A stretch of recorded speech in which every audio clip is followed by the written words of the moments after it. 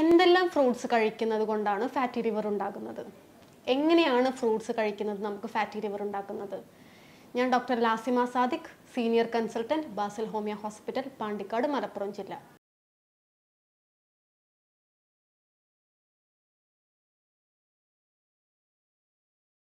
ഇന്ന് ഞാൻ സംസാരിക്കാൻ പോകുന്നത് ഫാറ്റി ലിവറിനെ കുറിച്ചാണ്. എന്താണ് ഫാറ്റി ലിവർ? ആ പേര് പോലെ തന്നെ നമുക്ക് പറഞ്ഞാൽ മനസ്സിലാകും.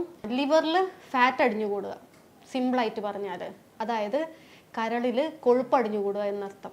സാധാരണ രീതിയിൽ നമ്മൾ കഴിക്കുന്ന ഭക്ഷണം ദഹിപ്പിച്ചിട്ട് നമ്മളത് ഊർജ്ജമാക്കിയിട്ട് ഉപയോഗിക്കുകയാണ് ചെയ്യുന്നത്. ഇതിൽ ആവശ്യത്തിൽ കൂടുതൽ ഊർജ്ജമുണ്ടെങ്കിൽ അത് എന്ത് ചെയ്യും?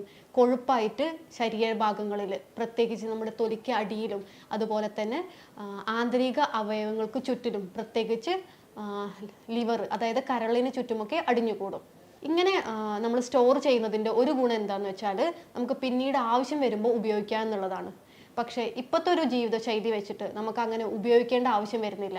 അത് കാരണം എന്നുള്ള ഈ ഡെപ്പോസിഷൻസ് വരും. അത് പോകെ ഈ ഇപ്പം ലിവറിൻ്റെ ചുറ്റും അടിഞ്ഞുകൂടുന്ന കൊഴുപ്പ് കാലക്രമേണ അത് ഉള്ളിലേക്ക് വരെ വരാനുള്ള ചാൻസും ഫാറ്റി ലിവർ ഗ്രേഡ് 1, ഗ്രേഡ് 2 എന്നീ ലെവലിലേക്ക് പോകാനും സാധ്യതയുണ്ട്. ഇത് പിന്നീട് ലിവർ സിറോസിസ് എന്നൊരവസ്ഥയിലേക്ക് വരെ വരാം. അപ്പോൾ കുറച്ച് കാലങ്ങളായിട്ട് ഷുഗർ, പ്രഷർ, കൊളസ്ട്രോൾ പോലുള്ള ജീവിതശൈലി രോഗങ്ങൾക്ക് കൂടെയോ അതില്ലെങ്കിൽ അതിനൊരു പടി മുന്നിലോ ആയിട്ടാണ് ഫാറ്റി ലിവർ കാണുന്നത്. ഫാറ്റി ലിവർ എന്നൊരു അസുഖത്തിന് പ്രത്യേകിച്ച് ലക്ഷണങ്ങളൊന്നും ഇല്ലാത്തത് കൊണ്ട് തന്നെ നമുക്ക് വേറെ എന്തെങ്കിലും അസുഖങ്ങളുടെ പേരിൽ സ്കാൻ ചെയ്യുമ്പോഴോ, അതായത് ഒരു ഫൈബ്രോയിഡ് ഉണ്ടാകുമ്പോഴോ അതല്ലെങ്കിൽ സിസ്റ്റ് ഉണ്ടാകുമ്പോഴോ കിഡ്നിയിൽ സ്റ്റോൺ ഉണ്ടാകുന്ന സമയത്തോ നമ്മൾ സ്കാൻ ചെയ്യുന്ന സമയത്ത് മാത്രമേ നമുക്ക് ഫാറ്റി ലിവർ അറിയാൻ സാധിക്കാറുള്ളൂ. വൺസ് നമ്മൾ ഈ ഫാറ്റി ലിവർ ഡയഗ്നോസ് ചെയ്ത് കഴിഞ്ഞാൽ ശ്രദ്ധിക്കേണ്ട കുറച്ച് കാര്യങ്ങളുണ്ട്. അതിനു മുന്നേ എന്തൊക്കെ ചെയ്യുമ്പോഴാണ് നമുക്ക് ഫാറ്റി ലിവർ വരിക എന്നറിയണം. അങ്ങനെ അറിഞ്ഞാൽ മാത്രമേ നമുക്കത് പ്രതിരോധിക്കാനുള്ള കാര്യങ്ങളും ചെയ്യാൻ പറ്റുള്ളൂ. മുൻപ് ഒക്കെ നമ്മൾ വിചാരിച്ചിരുന്നത് ഫാറ്റി ലിവർ ആ പേര് പോലെ തന്നെ, അതായത് കൊഴുപ്പ് കഴിക്കുമ്പോൾ മാത്രമാണ് നമുക്ക് ഫാറ്റി ലിവർ വന്നിരുന്നത് എന്നാണ്. പക്ഷേ കുറച്ച് കാലങ്ങളായിട്ട് അത് മാത്രമല്ല, അതായത് കൊഴുപ്പുള്ള ഭക്ഷണങ്ങൾ കൂടുതൽ കഴിക്കുന്നത് കൊണ്ട് മാത്രമല്ല, മറിച്ച് അരിഭക്ഷണങ്ങൾ, പ്രത്യേകിച്ച് വെളുത്ത അരി കഴിക്കുന്നത് മൂലവും പഞ്ചസാരയുടെ അളവ് കൂടുതലുള്ളത് മൂലവും, കൂടാണ്ട് ചില ഫ്രൂട്ട്സ്, അതായത് ഫ്രക്ടോസ് കൂടുതലുള്ള ഫ്രൂട്ട്സ് കഴിക്കുന്നത് മൂലവും നമുക്ക് ഫാറ്റി ലിവർ വരാം.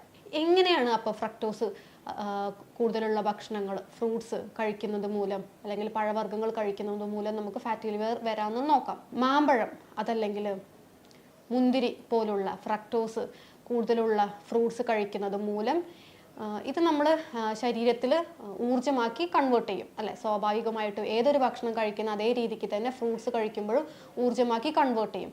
പക്ഷെ കൂടുതലുണ്ടാവുന്ന ഈ ഊർജ്ജത്തിന് ഫാറ്റായിട്ടാണ് നമ്മുടെ ശരീരം സ്റ്റോർ ചെയ്യുന്നത്. അപ്പോൾ പറഞ്ഞു വന്നത്, കൊഴുപ്പുള്ള ഭക്ഷണം കഴിക്കുമ്പോൾ എന്ത് എഫക്റ്റ് ആണോ വരുന്നത് നമ്മുടെ ശരീരത്തിന്, അതല്ലെങ്കിൽ കൊഴുപ്പുള്ള ഭക്ഷണം കൂടുതൽ കഴിക്കുമ്പോൾ നമ്മുടെ ശരീരത്തിൽ ഫാറ്റ് സ്റ്റോർ ചെയ്യുന്ന പോലെ തന്നെയാണ് ഫ്രക്ടോസ് കൂടുതലുള്ള പഴങ്ങൾ കഴിക്കുമ്പോഴും നമ്മുടെ ശരീരത്തിൽ വരുന്ന മാറ്റങ്ങൾ. പിന്നെ വേറൊരു കാര്യം ശ്രദ്ധിക്കേണ്ടത് എന്താണെന്ന് വെച്ചാൽ, പൊതുവേ പഴങ്ങൾ നമ്മൾ കട്ട് ഫ്രൂട്ട്സ് ആയിട്ട് കഴിക്കുകയാണ് ഏറ്റവും നല്ലത്. അത് ജ്യൂസ് രൂപത്തിൽ കഴിക്കുകയാണെങ്കിൽ അതിലുള്ള ഫൈബർ കണ്ടന്റ് നശിച്ചു പോകും, ഒന്നാമത്. അപ്പം എന്താണ് ഫൈബർ കണ്ടന്റ് നശിച്ചാലുള്ള പ്രശ്നം? ഫൈബേഴ്സ് നമ്മുടെ ശരീരത്തിൽ ഹെൽപ്പ് ചെയ്യുന്നത് ഷുഗറിൻ്റെ അബ്സോർപ്ഷൻ സ്ലോ ആക്കുക എന്നുള്ളതാണ്. അബ്സോർപ്ഷൻ സ്ലോ ആക്കിയാൽ നമുക്ക് അത് ഊർജ്ജമാക്കി വരുന്നതിനുള്ള സമയം ഒരുപാട് കിട്ടും. പിന്നെ വേറൊരു കാര്യം, അതായത് പഴങ്ങൾ ജ്യൂസാക്കി കഴിക്കുമ്പോൾ നമ്മൾ ആഡഡ് ഷുഗർ ചേർക്കും.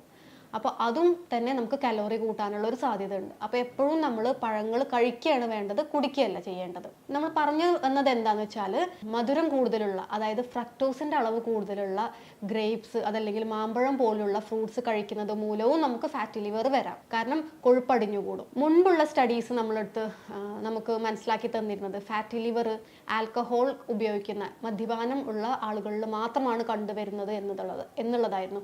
പക്ഷേ ഇപ്പോൾ അങ്ങനെയല്ല. സ്ഥിരമായിട്ട് ഒരുപാട് കലോറി കൂടുതലുള്ള, പ്രത്യേകിച്ച് ഫ്രക്ടോസ് കൂടുതലുള്ള അതല്ലെങ്കിൽ ഫാറ്റ് കൂടുതലുള്ള ഭക്ഷണങ്ങൾ കഴിക്കുന്നത് മൂലവും ഫാറ്റി ലിവർ വരാം. എന്തൊക്കെ ഭക്ഷണങ്ങൾ കഴിക്കുന്ന മൂലം നമുക്ക് ഫാറ്റി ലിവർ വരാം, അതിനെക്കുറിച്ചാണ് ഞാൻ പറയുന്നത്. അതായത് വൈറ്റ് റൈസ്, തവിട് കളഞ്ഞിട്ടുള്ള വെള്ള അരി, അതിൽ കാർബോഹൈഡ്രേറ്റ്, അതായത് അന്നജമാണ് കൂടുതലായിട്ടുള്ളത്. അതുകൊണ്ട് തന്നെ സ്ഥിരമായിട്ട് തവിട് കളഞ്ഞ അരി ഉപയോഗിക്കുന്നത് മൂലം നമുക്ക് ഫാറ്റി ലിവർ വരാം. പിന്നെ വറുത്തതും പൊരിച്ചതുമായിട്ടുള്ള ഭക്ഷണ പലഹാരങ്ങൾ സ്ഥിരമായിട്ട് കഴിക്കുന്നവരാണെങ്കിൽ, ഇപ്പം നമ്മുടെ ബേക്കറികളിലൊക്കെ സ്ഥിരമായിട്ട് കിട്ടുന്ന മിക്ക പലഹാരങ്ങളിലും high fructose corn syrup use ചെയ്യുന്നുണ്ട്.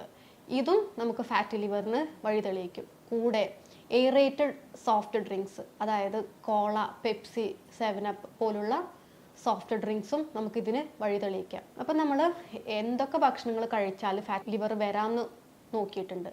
ഇനി നമുക്ക് എന്തൊക്കെ ശ്രദ്ധിച്ചാലാണ് ഫാറ്റി ലിവർ നമുക്ക് ഒഴിവാക്കാൻ പറ്റുക, അതല്ലെങ്കിൽ കരൾ ക്ലീൻ ചെയ്യാൻ പറ്റുന്ന കുറച്ച് ഭക്ഷണങ്ങളെക്കുറിച്ച് നോക്കാം. ഇതിൽ ഏറ്റവും പ്രധാനമായിട്ടുള്ളത് ആണ് വെള്ളം കുടിക്കുക എന്നുള്ളത്. അതും ദിവസം 8 ഗ്ലാസ് എങ്കിലും വെള്ളം കുടിക്കാവുന്നത്. അതിൽ 2 ഗ്ലാസ് നമ്മുടെ സാധാരണ നാരങ്ങ പിഴിഞ്ഞിട്ട് കുടിക്കുന്നത് നല്ലതാണ്.